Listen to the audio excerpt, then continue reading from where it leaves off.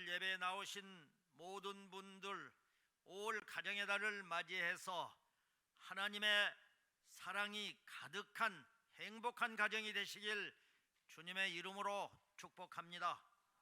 서로 인사하시겠습니다. 칭찬과 격려는 영혼의 보약입니다. 화목하고 행복한 가정을 만들어야 합니다.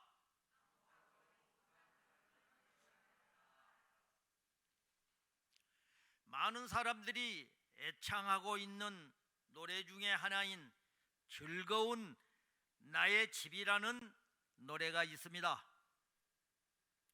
즐거운 곳에서는 날 오라 하여도 내 쉴 곳은 작은 집, 내 집뿐이리. 이 노래를 부른 사람의 마음속에 가정에 대한 한없는 애정을 불러일으킵니다. 가정은 편히 쉴 수 있고 즐거움을 나누는 곳이며 서로 사랑하는 곳으로 묘사되고 있습니다. 그런데 즐거운 나의 집을 지은 존 하워드 펜이라는 사람은 아쉽게도 한 번도 가정을 가져보지 못한 사람이었습니다. 그가 노랫말을 지은 곳은 프랑스 파리였는데 엽전 한 푼 없는 처량한 신세가 되었을 때 이 노랫말을 지었다고 합니다. 그는 한평생 결혼도 하지 못했고 집도 없었고 아내의 사랑과 자식에 대한 소망도 가져보지 못한 채 일평생을 지구촌 이곳저곳을 떠다니며 불황아 신세로 방황하며 살았습니다. 그 후 튀니지에서 사는 집도 없이 길거리에서 쓰러져 객사를 했습니다. 얼마 후 그의 시체가 그의 고향인 워싱턴에 있는 오크 언덕에 이장되었을 때 그 무덤이 그가 이 세상에서 가진 유일한 집이었습니다. 참으로 이상한 것은 일평생 가정이 어떤 것인지 모를 법한 그가 어떻게 해서 그토록 가정을 예찬하고 있는가 하는 점입니다. 한평생을 가정을 가져보지 못한 그가 왜 이토록 가정을 노래하고 있을까요? 가정을 가진 사람은 가정의 행복을 가슴 깊이 인식을 못할 때가 있습니다. 그러나 가정이 깨어진 경험이 있는 사람들은 그야말로 가정이 얼마나 소중한가를 뼈저리게 느끼게 됩니다. 인류의 역사는 에덴의 한 가정에서 출발되었습니다. 가정은 우리의 영과 육이 자라야 할 터전이요 십자가의 화목정신을 실현해야 할 경건의 교육장입니다. 더 나아가 신앙 계승이 가정을 통해서 이루어져야 하는 우리의 삶을 지키는 최후의 보루가 가정입니다. 가정이 무너지면 모든 것이 무너질 수밖에 없습니다. 전도서 9장 9절에서 하나님께서 말씀하십니다. 내 헛된 평생의 모든 날 곧 하나님이 해 아래에서 내게 주신 모든 날에 내가 사랑하는 아내와 함께 즐겁게 살지어다. 그것이 내가 평생의 해 아래에서 수고하고 얻은 내 몫이라. 아멘. 우리는 평생을 살아가면서 수없이 많은 말들을 쏟아내며 살아가게 됩니다.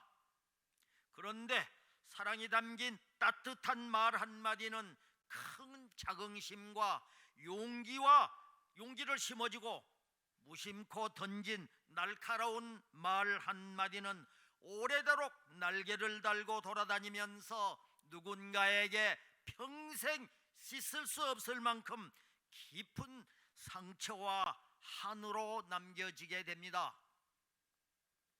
우리가 격려의 말을 하고 축복의 말을 하고 공감의 말을 해야 할 이유입니다.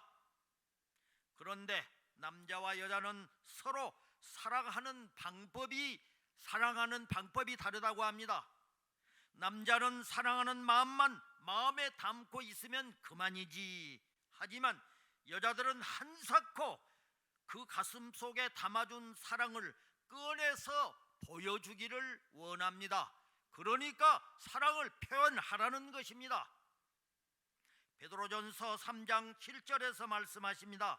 남편들아, 이와 같이 지식을 따라 너희 아내와 동거하고 그를 더 연약한 그릇이요 또 생명의 은혜를 함께 이어받을 자로 알아 귀히 여기라. 이는 너희 기도가 막히지 아니하게 하려 함이라. 아멘. 지식을 따라라는 말은 어떤 의미일까요?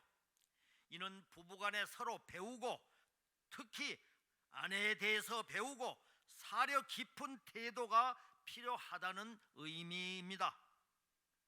그러니까 아내가 무엇을 좋아하는지 살펴보고 연구하고 아내가 육체적으로 정서적으로 무엇이 필요한지 이해하고 배려하고 민감하게 반응하라는 말씀입니다. 그냥 무턱대고 살지 말고 아내의 마음이 어떠한지, 아내의 은사와 재능이 무엇인지, 아내의 소망과 꿈이 무엇인지 자세히 살피라는 것입니다. 그리고 적극적으로 지지하고 배려하고 협조하라는 것입니다. 아내의 바가지는 연약한 그릇이 깨지는 소리로 들으면 됩니다. 바가지 긁는다고 맞서서 화내지 말고 연약한 마음을 위로하고 달래주어야 하는 것이 남편입니다. 하나님께서는 남편과 아내가 평등한 영적 권리를 가지고 서로를 인정하고 사랑할 것을 말씀하고 있는 것입니다. 또 하나님께서 말씀하십니다. 시편 127편 1절을 함께 읽겠습니다. 여호와께서 집을 세우지 아니하시면 세우는 자의 수고가 헛되며 여호와께서 성을 지키지 아니하시면 파수꾼의 깨어 있음이 헛되도다. 아멘. 여호와가 집을 세우지 않으면 모든 것이 헛되고 헛되지만 여호와를 경외하고 순종하면 복되고 형통할 것이라는 말씀입니다. 하나님이 우리 가정을 세우시지 않으시면, 하나님이 우리 가정을 지켜주시지 않으시면은 가정을 세울 수도 지킬 수도 없다는 말씀입니다. 우리 가정의 주인은 바로 하나님이십니다. 마귀는 우리 가정이 깨어지고 무너지기를 원합니다. 그러나 하나님은 우리의 가정이 예수님 안에서 하나 되고 행복한 가정이 되길 원하십니다. 그렇다면 이 행복한 가정을 위해 남편은 어떻게 해야 할까요? 가정사역 연구소인 하이 패밀리에서는 이렇게 조언합니다. 지금 내 옆에 있는 아내를 사랑하고 그 사랑을 표현하라고 합니다. 결혼기념일과 아내의 생일을 잊지 말고 평소 아내의 옷차림과 외모에 관심을 보여 늘 세심하게 사랑을 표현하라는 것입니다. 남편은 아내의 사랑스러움을 가꾸는 정원사입니다. 아내를 믿고 경제권을 아내에게 주어 아내가 보람을 갖게 일하라고 합니다. 그리고 아내의 개성과 취미를 존중해 주고 키워주라고 합니다. 모든 일, 특히 실행 일과 재정적인 일들을 아내와 항상 의논하고 결정하십시오. 행복한 가정이란 평소에 부부가 얼마나 많은 대화를 나누는가에 달려 있습니다. 어떤 가정은 늘 같이 사는데 무슨 할 말이 있느냐고 얘기를 합니다. 특별한 얘기 하는 것 아닙니다. 바로 사소한 이런 일, 이런 대화를 하는 게 부부간의 일상적인 대화일 수 있습니다. 또 아내의 모든 일에 칭찬과 감사의 말을 잊지 말라고 합니다. 아내가 만든 음식에 대해 말이나 행동으로 아내에 대한 감사의 표시를 하십시오. 참 맛있다. 당신 음식 솜씨 최고다. 당신은 인류 요리사야. 어디서 이렇게 배웠어? 그리고 공감의 말을 빼놓지 마십시오. 여보 수고했어요.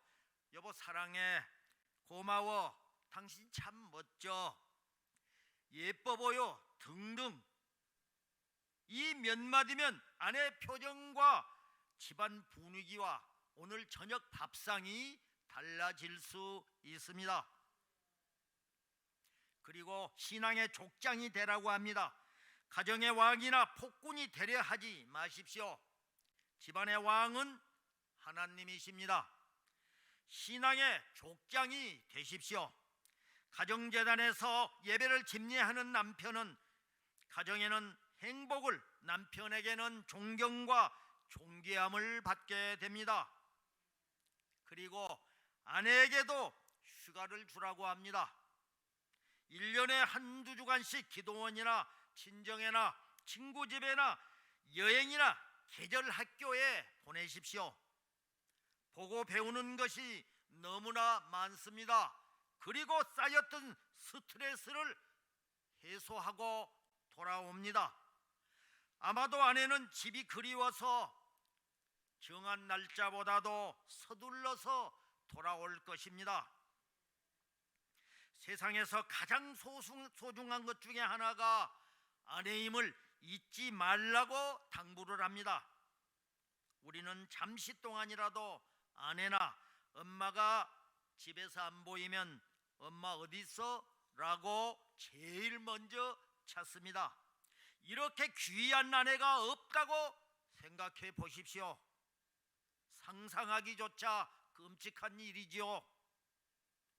아내라는 이름을 듣기만 해도 눈물이 핑 도는 아련한 이름이 바로 아내입니다. 세월은 기다려주지 않습니다. 지금 바로 실천하십시오. 아내 앞에 겸손하라고 합니다. 가정불화가 있을 때 남편은 겸손함으로 아내에게 한 걸음 양보하십시오. 아내의 매력이 사랑스러움이라면 남편의 매력은 겸손과 너그러움입니다. 처갓집에도 똑같은 배려와 사랑을 드리라고 합니다. 아내는 정에 약합니다. 처갓집 식구들에게까지 도움과 사랑의 배려가 있을 때 눈물 나도록 아내는 고마워합니다. 그리고 그 이상으로 남편에게 사랑이 돌아옵니다. 아내에게 의로운 선지자가 되라고 합니다. 아내가 영적으로 낙심할 때 남편이 신앙으로 이끌어주고, 신앙이 실망 속에 빠질 때 위로자가 되어주고, 약하고 연약한 부분을 정죄하거나 비난하지 말고 함께 기도해 주십시오. 그리고 교회 앞에 충성한 아내를 탓하지 말라고 합니다.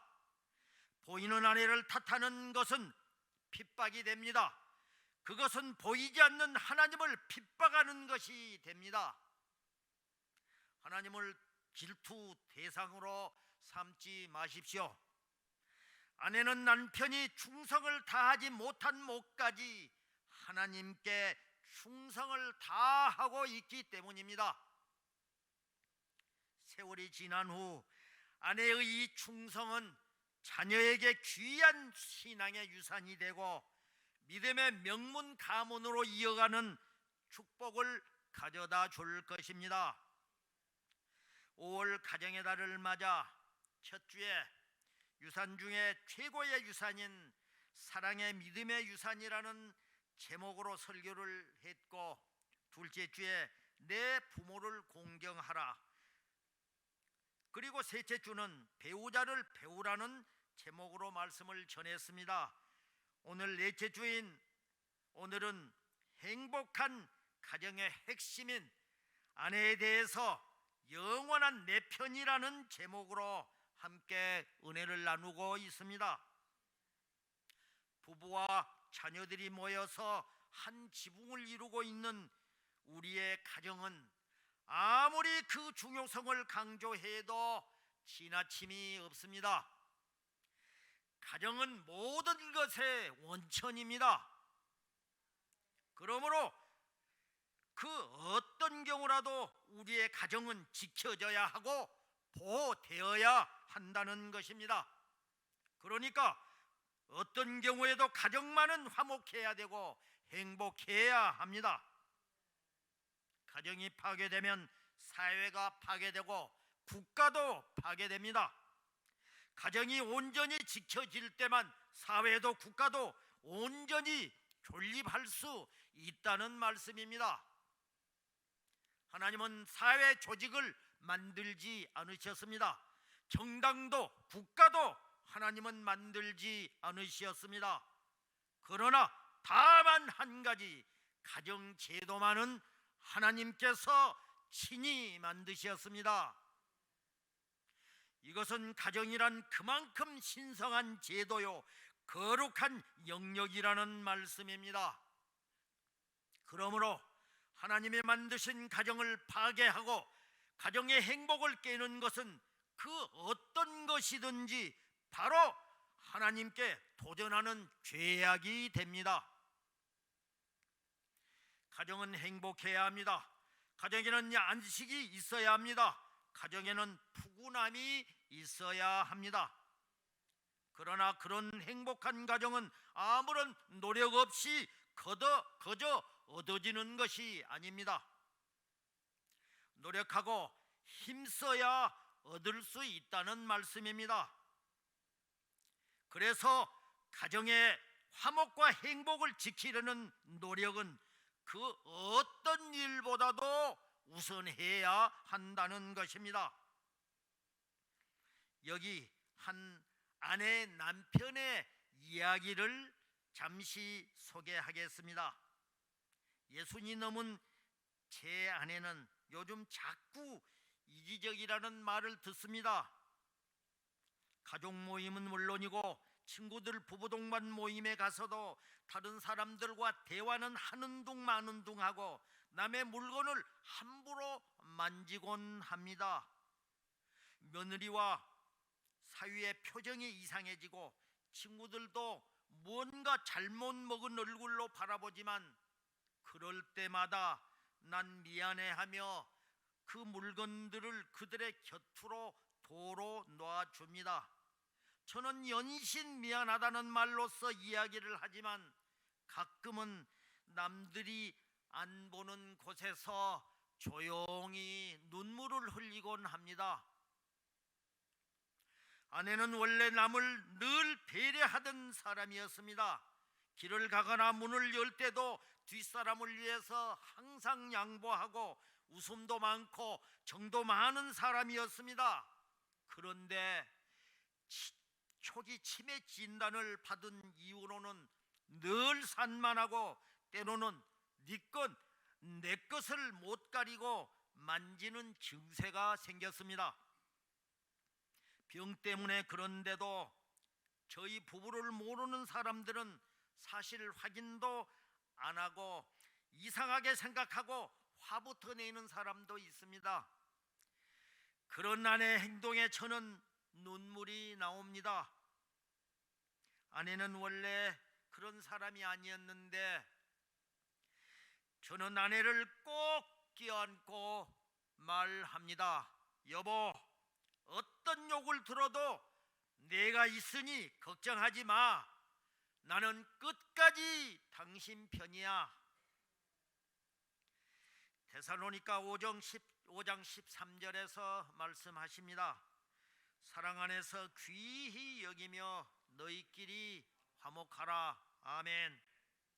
자기를 끝까지 믿어주고 지지해주는 사람, 이 세상의 모든 사람들이 자기를 배반하고 비웃을 때라도 자기 편을 들어주는 남편이나 아내를 둔 사람은 행복한 사람입니다. 복지부 중앙치매센터에 따르면 2019년 기준 78만 8천 명인 65세 이상 치매 인구는 30년 이후인 2050년이 되면은 302만 3천 명까지 지금보다 4배 이상 증가할 것이라고 예상을 했습니다. 100세 시대에 사는 우리에게 가장 중요한 노후 대책은 배우자와의 관계라고 합니다. 여러분의 노후 대책은 어느 정도 잘 준비하고 계시겠지요? 남의 편이 아니라 영원한 내 편을 들어줄 정도로 잘 지내고 계시겠죠? 마지막까지 내 곁을 지키고 남는 사람은 바로 내 남편과 아내임을 알아야 합니다.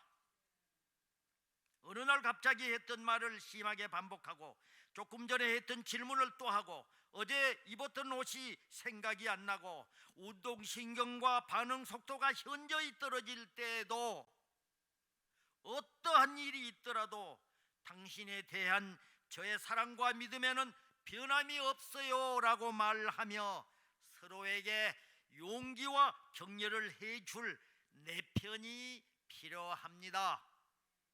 우리 모두는 서로 부족함을 긍휼히 여기며 그 부족함을 채워주시는 하나님의 은혜가 필요하다는 것입니다. 황혼 이혼이 늘어가는 요즘에 이러한 관계가 되기 위해서는 서로의 각고의 노력이 필요합니다. 지금까지 나는 그렇게 해온 적이 없어, 그게 무슨 말인지 모르겠어 하면서 옛날 방법대로 하면은 절대 변화 없습니다. 해보십시오. 분명히 달라집니다.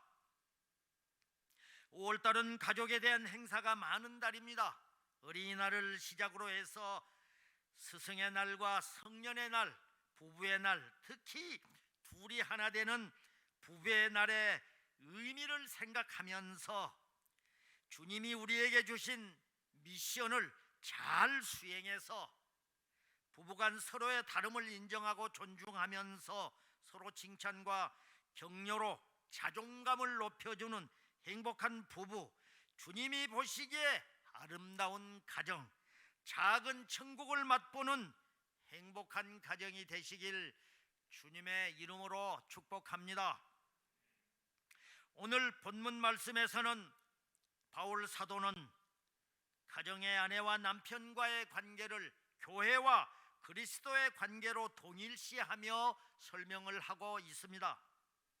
그러므로 우리가 하나님을 섬기듯 가정의 남편과 아내를 서로 섬겨야 함을 말합니다. 부부는 돕는 배필이지 바라는 배필이 아닙니다.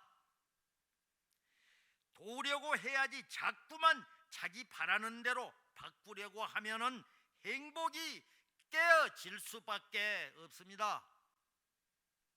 지피지기면 백전백승이라는 말처럼 가정 행복은 남편이 아내를 배워서 알고 아내가 남편을 배우고 공부해서 서로 그 심리를 알아 이해하고 배려하면 행복할 수밖에 없습니다. 하나님께서는 오늘 본문을 통해 아내가 할 도리와 남편이 할 도리를 한 가지씩만 말씀해 주고 계십니다. 그 첫 번째가 아내는 남편에게 복종하라고 하십니다. 오늘 본문 말씀인 에베소서 5장 22절을 읽겠습니다.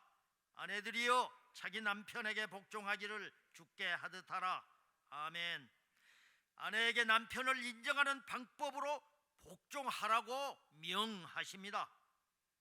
아내가 남편의 말에 복종해 줄 때 남편은 자신이 아내에게 인정받고 있다고 여김으로 남편은 가장 행복해 합니다. 여기서 아내가 남편에게 복종한다는 것은 남편이 아내보다 우월하고 더 훌륭하기 때문이 아닙니다. 요사이 남편보다 더 훌륭한 아내들이 얼마나 많습니까? 남편이 비록 훌륭하지 못할지라도 가정의 질서상 남편을 가정의 책임자로 하나님이 세웠음을 인정해야 한다는 말씀입니다. 그렇다고 남편이 아내는 복종해야 된다는 말을 빌미로 복종을 오용해서는 더욱더 안 됩니다. 오히려 그럴수록 아내의 말에 귀 기울여야 하고 사소한 일도 의논하고 좋은 의견을 수용해야 합니다. 하지만 아내는 마지막 결정은 남편이 하도록 유도하는 것이 남편을 행복하게 할 뿐만 아니라 화목한 가정을 만드는 방법임을 알아야 합니다. 영국의 빅토리아 여왕이 그의 남편인 알버트와 사소한 말다툼을 벌였습니다. 남편인 알버트는 흥분을 이기지 못하고 벌떡 일어서서 자신의 거실로 자리를 떴습니다. 이에 여왕은 당황하고 바로 뒤쫓아가서 그의 방문을 노크했습니다. 남편인 알버트가 누구요? 라고 하자 저 영국 여왕입니다 라고 대답했습니다. 그러자 문은 열리지 않았습니다. 계속해서 말해도 반복해도 부탁을 해도 문은 열리지 않았습니다. 결국은 다음과 같이 대답했을 때 문제는 해결되었다고 합니다. 여보, 당신의 아내예요. 그렇습니다. 이것이 남자의 심리입니다. 남편을 세워 주십시오. 비록 여왕이라도 남편의 권위를 인정해 주라는 말씀입니다. 특히 남자들은 아내가 아무리 잘해 주어도 자신이 하는 일에 인정을 받지 못하면 행복해하지 않습니다. 자신이 하는 일을 아내에게서 인정받을 때 행복해야 합니다. 이러한 남자들의 특성을 고려할 때 바가지를 긋기보다는 부족한 점이 있어도 아내의 격려와 위로, 칭찬이 절대적으로 필요한 존재가 남자요, 바로 남편입니다. 부부관계에서 변화의 가장 좋은 촉매제는 바로 칭찬이라는 것입니다. 한 심리학자는 비판과 칭찬의 영향을 분석한 결과 한 번의 비난에 의한 상처를 치유하려면 9번의 칭찬이 있어야 한다고 했습니다. 설교 때 나다니엘 호손에 대해서 한 번 소개한 바가 있습니다. 그가 직장에서 해고되어서 절망한 채 집에 돌아와 아내에게 조심스럽게 해고 사실을 얘기를 했을 때 아내는 반색하면서 격려를 했습니다. 여보, 드디어 당신이 좋아하는 문학을 본격적으로 할 수 있게 되었군요. 해고당한 일이 얼마나 좋은 기회라는 걸 아세요? 아내는 남편을 격려한 뒤에 돈다발을 꺼내 놓았습니다. 이럴 때를 대비해서 월 수입에서 그동안 저축한 거예요. 당신이 문학을 쓸 동안에 우리가 충분히 생활할 수 있는 금액입니다. 나다니엘 호손의 세계적인 명작 주용 글씨는 이렇게 해서 탄생했습니다. 아내들이여, 남편이 조금 부족해도 격려와 위로를 해 주십시오. 그럴 때 남편은 힘이 쏟고 목숨 바쳐서 가정과 아이들과 자녀를 사랑합니다. 둘째로 남편은 아내를 사랑하라고 하십니다. 본문 25절을 읽겠습니다. 남편들아, 아내 사랑하기를 그리스도께서 교회를 사랑하시고 그 교회를 위하여 자신을 주심같이 하라. 아멘. 남편이 아내 사랑하는 것과 그리스도께서 교회를 사랑하는 것에는 기본적으로 창조 원리가 담겨 있습니다. 하나님께서는 사람을 삼위 하나님 형상으로 지으셨으며 여자를 남자의 갈비뼈에서 취해서 지으셨습니다. 따라서 남편은 아내에게 인정받고 존중받고 싶어하고 아내는 남편의 사랑받는 것에 목숨을 겁니다. 특히 아내는 자기 남편으로부터 관심을 받을 때 행복을 느낍니다.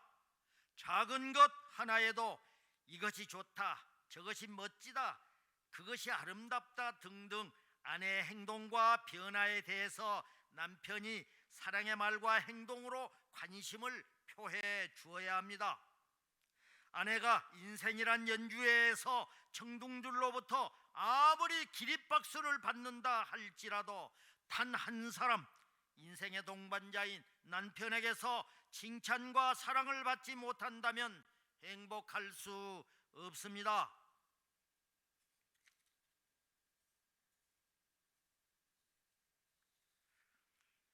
여기 한 예를 들겠습니다. 아내가 눈 밑에 생긴 주름을 보면서 이렇게 아내가 하소연합니다. 여보, 이 주름은 좀 봐. 나도 이젠 할머니가 다 됐어. 이걸 어떻게 하면 좋아라고 아내가 말하자 남편 왈, 걱정 마. 요새 주름살 없애는 방법이 많잖아. 그리고 주름살 없애는 보톡스 수술도 있고 주름 없애는 화장품도 있다던데라고 말을 합니다. 이에 아내는 아유 시끄러워요 하며 신경질적으로 대꾸를 합니다. 이것이 오늘 우리 부부들의 일상적인 대화인지는 모르겠습니다. 여기서 아내가 남편으로부터 듣고 싶었던 답은 해결책이 아니라 위로와 관심입니다.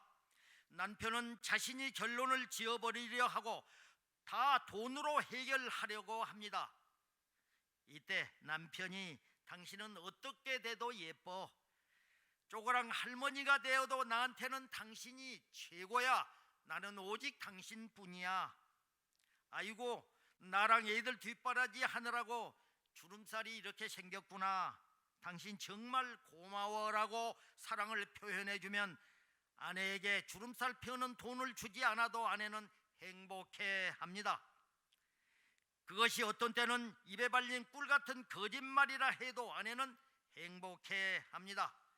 아내의 마음을 헤아려 주었기 때문입니다. 아내에게 좋은 선물보다도 특별한 날을 기억하고 관심을 갖고 정성을 베푸는 것이 아름답습니다. 마지막으로 본문인 에베소서 5장 28절을 제가 읽겠습니다. 이와 같이 남편들도 자기 아내 사랑하기를 자신같이 할지니 자기 아내를 사랑하는 자는 자기를 사랑하는 것이니라 하고 말씀을 하십니다. 아내 사랑은 메아리입니다. 결국에는 아내에게 사랑을 베푼 것만큼 남편에게 돌아옵니다. 그렇습니다. 부부는 많이 소중하고 아껴주고 싶고 많이 고맙고 미안하고 그리운 사람이 바로 부부입니다. 그리고 자랑스럽고 많이 사랑하는 사람입니다. 부부란 악한 상황에서도 따뜻한 대화로 서로를 위로하기로 다짐한 사이이기도 합니다.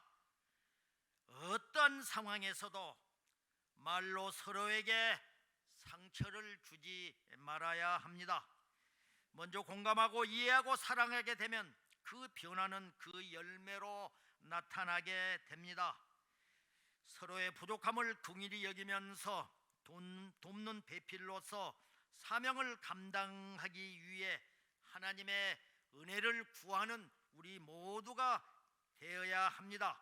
이 사명 감당을 위해 하나님께서 우리를 짝지어 주셨으며 또 오늘 나를 남편으로 나를 아내로 부르셨습니다. 할렐루야. 사랑하는 성도 여러분, 하나님이 짝지어 주신 내 아내를, 내 남편을 더 많이 사랑하고 더 많이 섬기는 아름다운 부부가 되고 행복한 부부가 되는 화평교회가 되고 저와 여러분이 되시길 주님의 이름으로 축원합니다. 축원합니다.